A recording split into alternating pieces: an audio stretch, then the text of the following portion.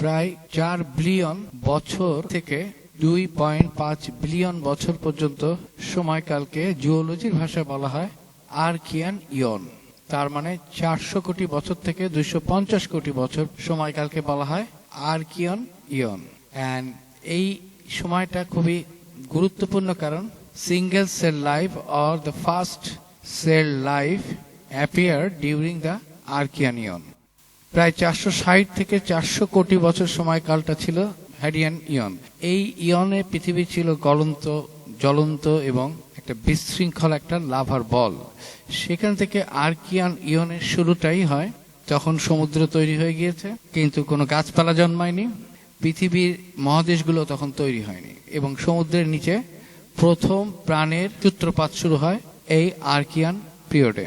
সেই সময় প্রথম ক্ষুদ্র জীবাণুর উত্থান, যেমন সিঙ্গেল সেলুলার প্রাণী মহাসমুদ্রের পানিতে ছোট ছোট জেল্লার মতো ছড়িয়ে পড়েছিল। এই প্রাণীরা ধীরে ধীরে বায়ুমণ্ডলে অক্সিজেন এর প্রথম চিহ্ন তৈরি করলো, এবং পৃথিবীর ভূত্বক ক্রমে মহাসমুদ্রের ঢেউ দ্বারা প্রতিদিন মহাসমুদ্রের ঢেউ পৃথিবীর ভূত্বককে ধুতে থাকলো, কারণ তখন জোয়ার ভাটার যে উচ্চতা এবং যে গতি ছিল সেটি বহুগুণে বেশি ছিল। কাজে তখন সমুদ্রের পানি পৃথিবীর ভূভাগে উঠে আসতো জোয়ার ভাটার মাধ্যমে, এবং পৃথিবীর জীবনের এবং ভূত্বকের প্রথম স্থিতিশীল অধ্যায় হিসাবে এটিকে চিহ্নিত করা যায়। আর্কিয়ন ইয়নের ঠিক পরবর্তী যে ধাপটা জিওলজিতে, তাকে বলা হয় প্রোটেরোজোয়িক ইয়ন, যেটা 2.5 বিলিয়ন ইয়ার্স থেকে 0.54 বিলিয়ন বছর আগ পর্যন্ত বিস্তৃত। এই সময়টা মূলত যে সাইনোব্যাকটেরিয়া বা ফার্স্ট যে লাইফের ইভলভ হয়েছিল আর্কিয়ান সময়, অর্থাৎ 400 কোটি বছর থেকে 250 কোটি বছরের সময়কালে যে প্রথম এককোষী প্রাণীর উদ্ভব হয়েছিল সমুদ্রের নিচে, সেই এককোষী প্রাণীদের মধ্যে একটি ছিল সাইনোব্যাকটেরিয়া। এই সাইনোব্যাকটেরিয়া যে প্রভাব, সেই প্রভাবটা এই প্রোটেরোজোয়িক ইয়নে এসে পুরোপুরি পৃথিবীর মধ্যে পড়ে। কি ছিল সেই প্রভাবটা? তারা সূর্যের আলো থেকে ফটোসিনথেসিসের মাধ্যমে খাদ্য প্রস্তুত করত এবং কার্বন ডাই অক্সাইড গ্রহণ করে এরপরে তারা অক্সিজেন ছাড়ত। এইভাবে তারা সমুদ্রের জলের মধ্যে অক্সিজেনের বৃদ্ধি শুরু করে, পরে ধীরে ধীরে এই অক্সিজেন বায়ুমণ্ডলে ছড়িয়ে পড়তে থাকলো। এটাই হচ্ছে প্রোটেরোজোয়িক ইয়নের সব থেকে বড় ভূমিকা। প্রায় 320 কোটি বছর আগে, অর্থাৎ মেসোআর্কিয়ান যুগে, পৃথিবীর বুকে এক অভূতপূর্ব পরিবর্তন ঘটতে শুরু করল। পৃথিবীর উপরিভাগ বা ভূত্বক ততদিনে অনেকটাই ঠান্ডা হয়ে এসেছে, কিন্তু মাটির গভীরে তখনও ফুটছিল লাভা ও আগ্নেয়গিরির প্রচণ্ড উত্তাপ। এই উত্তাপ আর ঠান্ডা ভূত্বকের খেলায় সচল হয়ে উঠল টেকটনিক প্লেটগুলো। টেকটনিক প্লেটের এই নড়াচড়ায় পৃথিবীর বুক চিরে টুকরো টুকরো হতে থাকলো ভূখণ্ড, আবার কখনো তারা একসঙ্গে জুড়ে গিয়ে তৈরি করতে লাগলো বিশাল সব সুপারকন্টিনেন্ট বা অতিমহাদেশ। তৎকালীন তাপীয় মানদণ্ডে তা মোটেও বাসযোগ্য ছিল না। গড়ে 50 ডিগ্রি সেলসিয়াস থেকে 85 ডিগ্রি সেলসিয়াসের সেই প্রচণ্ড দাবাদাহ টিকে ছিল মূলত বায়ুমণ্ডলের মিথেন এবং প্রচুর পরিমাণে কার্বন ডাই অক্সাইডের মতো গ্রিনহাউস গ্যাসের কারণে। কিন্তু এই প্রচণ্ড উত্তপ্ত আর প্রতিকূল পরিবেশকেই নিজেদের স্বর্গ বানিয়ে নিয়েছিল এক বিশেষ ধরনের অণুজীব, সায়ানোব্যাকটেরিয়া। সায়ানোব্যাকটেরিয়া বায়ুমণ্ডলের বিপুল কার্বন ডাই অক্সাইড গ্রহণ করে সালোক সংশ্লেষণ শুরু করল। মানুষ যেমন আজ জলবায়ু পরিবর্তন করছে, এই ক্ষুদ্র সবুজ অণুজীবগুলো ঠিক সেভাবেই কেবল নিজেদের অস্তিত্ব দিয়েই বদলে দিতে লাগলো পুরো পৃথিবীর জলবায়ু। উপজাত বা বর্জ্য পদার্থ হিসেবে তারা বাতাসে ছাড়তে শুরু করলো প্রচুর অক্সিজেন। ফলাফল, বায়ুমণ্ডলে ধীরে ধীরে কার্বন ডাই অক্সাইড কমতে থাকায় তাপমাত্রা দ্রুত হ্রাস পেতে শুরু করল। প্রায় 290 কোটি বছর আগে পৃথিবীতে নেমে এল প্রথম হিমযুগ বা বরফাবৃত অবস্থা। মেরু অঞ্চলে জমতে শুরু করল বরফ। মাত্র 50 কোটি বছরের ব্যবধানে এই ক্ষুদ্র সবুজ অণুজীবের দল পৃথিবীর উত্তপ্ত গ্রিনহাউস জলবায়ুকে ঠান্ডা করে বরফ যুগে রূপান্তর করে ফেলল। তবে এই বরফ স্থায়ী হয়নি। প্রায় 270 কোটি বছর আগে নিউআর্কিয়ান যুগের সূচনা লগ্নে এই বরফ পুরোপুরি গলে গেল। নিউআর্কিয়ান যুগে এসে সায়ানোব্যাকটেরিয়ারা যেন গোটা পৃথিবীর একক অধিপতি হয়ে উঠল। তারা শুধু সমুদ্রের মধ্যেই সীমাবদ্ধ থাকল না, পৃথিবীর ইতিহাসে প্রথমবারের মতো শ্যাওলার মতো ছড়িয়ে পড়ে শুষ্ক ডাঙা বা স্থলভাগকেও দখল করে নিল। যদিও তখন সত্যিকারের কোনো গাছপালা ছিল না, কিন্তু ট্রিলিয়ন ট্রিলিয়ন অণুজীবের তৈরি সবুজ আস্তরণে পৃথিবীর স্থলভাগ প্রথমবারের মতো সবুজ রঙে রঙিন হয়ে উঠল। এরই মধ্যে পৃথিবীর বিভিন্ন ডাঙা বা ভূখণ্ডগুলো আবার একত্রিত হয়ে গঠন করল বিশাল এক অতিমহাদেশ, ক্যানোল্যান্ড। সেই বিশাল মহাদেশটি ছিল সম্পূর্ণ জনমানবহীন ও রুক্ষ, যার ওপর কেবল সবুজ অণুজীবের পাতলা জেলি সদৃশ স্তর ধীরে ধীরে ছড়িয়ে পড়ছিল। আজ থেকে 250 কোটি বছর আগে যখন আর্কিয়ান যুগ শেষ হল, ততক্ষণে পৃথিবী এক বিশাল মাইলফলক পার করে ফেলেছে। পৃথিবীর নিজস্ব একটি চাঁদ তৈরি হয়েছে, উপরের কঠিন ভূত্বক ও বিপুল পানি জমেছে, তৈরি হয়েছে ও ভেঙেছে বিশাল অতিমহাদেশ, এবং বাতাসে অক্সিজেনের পরিমাণ ক্রমাগত বৃদ্ধি পেয়েছে। আজ এত শত কোটি বছর পর সেই আর্কিয়ান যুগের সায়ানোব্যাকটেরিয়া সাম্রাজ্যের সাক্ষ্য বহন করে চলেছে অস্ট্রেলিয়ার শার্ক বে রক স্ট্রোমাটোলাইট নামক প্রাচীন শিলাগুলো। পাথরের মতো দেখতে এই স্ট্রোমাটোলাইটের ওপরের স্তরগুলোতে আজও সেই প্রাচীন সায়ানোব্যাকটেরিয়ারা জীবিত রয়েছে এবং আজও পৃথিবীর বাতাসে ভেসে বেড়ায় তাদের বংশধররা। ক্ষুদ্রাতি ক্ষুদ্র এই অণুজীবগুলোই প্রকৃতপক্ষে গঠন করে দিয়ে গেছে আজকের আমাদের এই নীল গ্রহের মূল ভিত্তিপ্রস্তর। একদিকে সায়ানোব্যাকটেরিয়া কার্বন ডাই অক্সাইড ব্যবহার করে খাদ্য প্রস্তুত করে অক্সিজেন ছাড়া শুরু করলো, অন্যদিকে সমুদ্র এবং ভূত্বকের খনিজ পদার্থ সেই কার্বন ডাই অক্সাইডকে আবার কার্বন লকিং এর মাধ্যমে আটকে ফেললো, অনেক খনিজ পদার্থের মধ্যে এটা আটকে গেল, এবং এর ফলে তখনকার বায়ুমণ্ডলে অক্সিজেন বাড়া শুরু করলো, কিন্তু একই সাথে কার্বন ডাই অক্সাইডের পরিমাণ তখন ভয়ঙ্কর রূপে কমে গেল। কারণ তখনও কিন্তু ভূভাগে কোনো গাছপালার জন্ম হয়নি, প্রাণীরও জন্ম হয়নি, মানে প্রাণীতে অক্সিজেন এবং কার্বন ডাই অক্সাইডের কোনো পরস্পর আদান প্রদান ছিল না।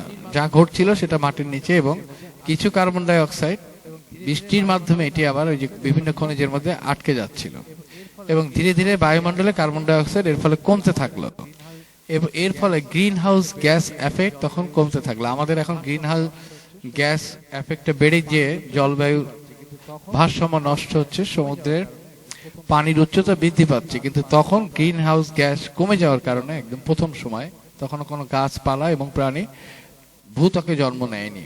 400 থেকে 250 কোটি বছর আগে পরিবেশের পরিবর্তন, পৃথিবী ধীরে ধীরে ঠান্ডা হতে শুরু করে এবং মহাসমুদ্র তৈরি হয়। তখন তীব্র জোয়ার ভাটার কারণে সমুদ্রের পানি প্রতিনিয়ত স্থলভাগ ধুয়ে দিত। প্রথম প্রাণ, সমুদ্রের নিচে প্রথম এককোষী প্রাণের সূচনা ঘটে। অক্সিজেনের সংকেত, সমুদ্রের জলে জেলি সদৃশ অণুজীব বা এককোষী প্রাণীর মাধ্যমে বায়ুমণ্ডলে প্রথম অক্সিজেনের অণু তৈরি হওয়া শুরু হয়। প্রোটেরোজোয়িক ইন ও কার্বন লকিং, 240 থেকে 210 কোটি বছর আগে সায়ানোব্যাকটেরিয়ার ভূমিকা, সায়ানোব্যাকটেরিয়া সালোকসংশ্লেষণ শুরু করে, যার ফলে কার্বন ডাই অক্সাইড ব্যবহৃত হয়ে বায়ুমণ্ডলে অক্সিজেনের পরিমাণ বাড়তে থাকে। কার্বন লকিং ও হুরোনিয়ান গ্লেসিয়েশন, স্থলভাগে গাছপালা বা প্রাণীর উপস্থিতি না থাকায় সমুদ্র এবং ভূত্বকের খনিজ পদার্থগুলো বায়ুমণ্ডলের কার্বন ডাই অক্সাইড আটকে ফেলে। গ্রিনহাউস গ্যাস কমে যাওয়ার ফলে পৃথিবীর তাপমাত্রা দ্রুত হ্রাস পায় এবং পৃথিবীর প্রথম মহাসংকটজনক বরফ যুগ হুরোনিয়ান গ্লেসিয়েশন শুরু হয়। গ্রেট অক্সিডেশন ইভেন্ট, বায়ুমণ্ডলে প্রচুর পরিমাণে অক্সিজেন জমা হওয়ার ঘটনাকে গ্রেট অক্সিডেশন ইভেন্ট বলা হয়।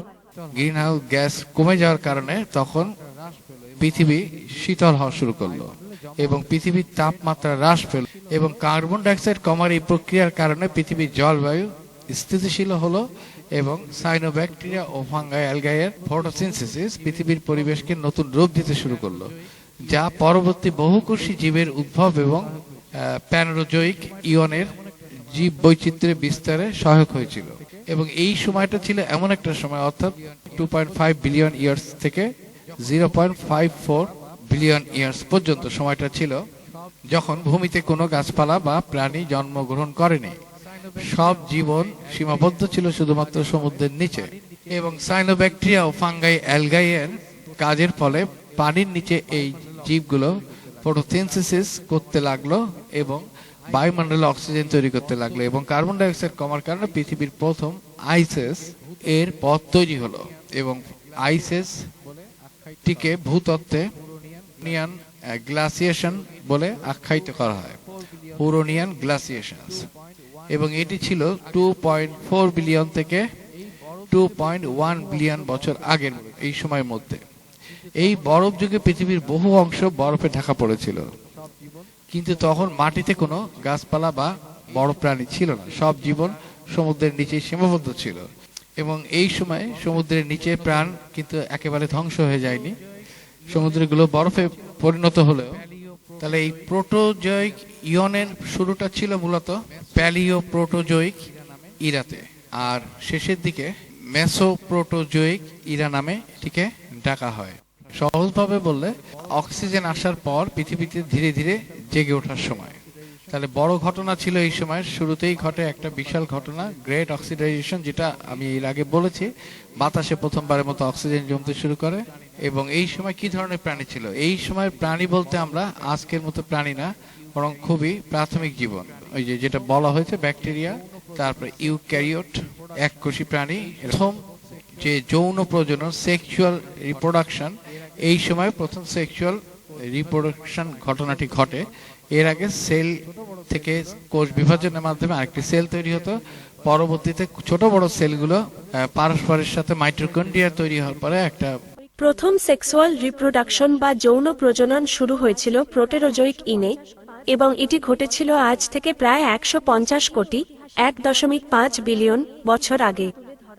নিচে এই ঐতিহাসিক বিবর্তনীয় ঘটনাটি নিয়ে একটি বিবরণ তুলে ধরা হলো।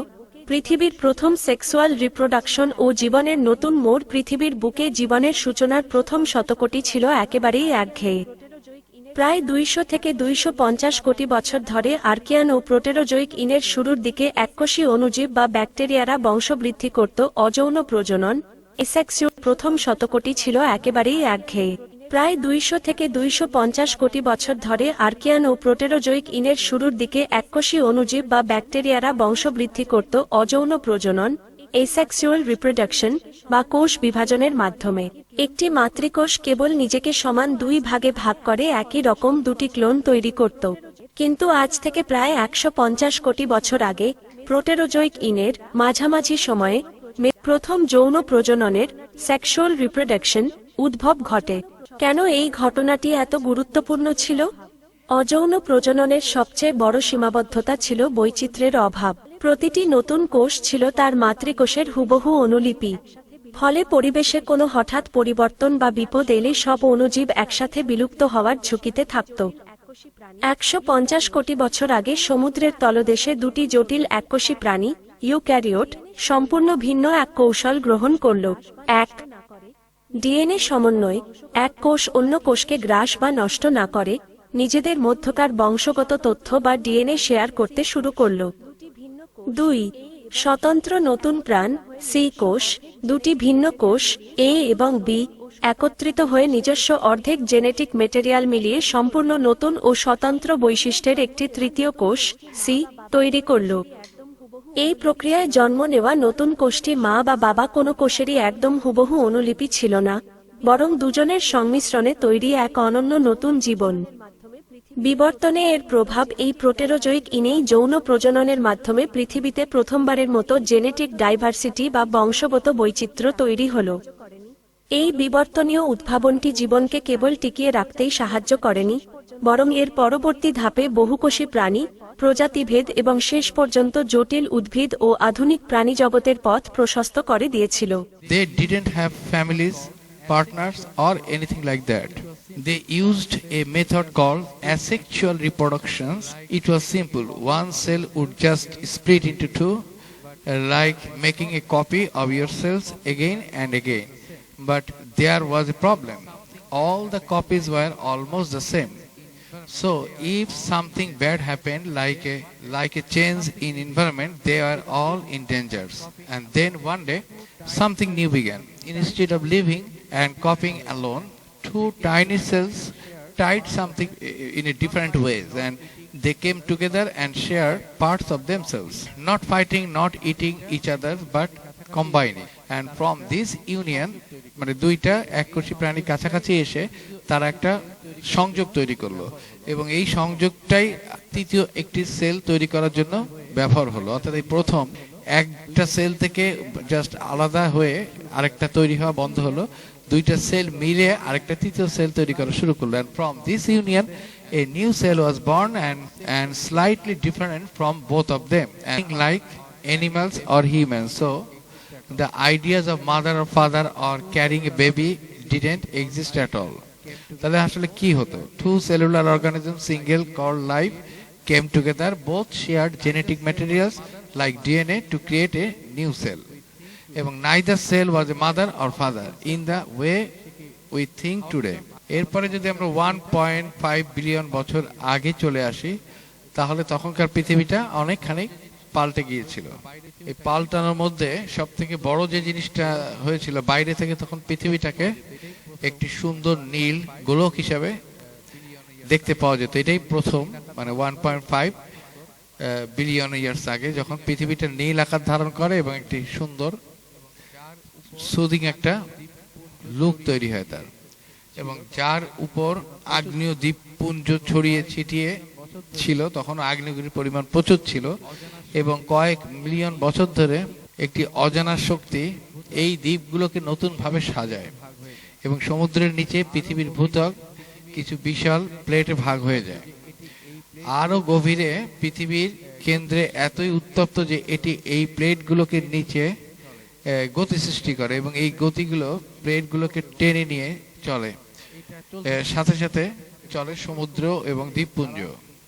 এইটা চলতে থাকে ওই সময়টায় এবং লক্ষ লক্ষ বছর ধরে এই ধারা চলতে থাকলো এবং আমাদের গ্রহ তখনও জীবন্ত এবং পরিবর্তনশীল। প্রায় 400 মিলিয়ন বছর এর বেশি সময় ধরে একটি বিশাল নতুন অতি মহাদেশ জন্ম নেয়, যার নাম আমরা জানি রডিনিয়া।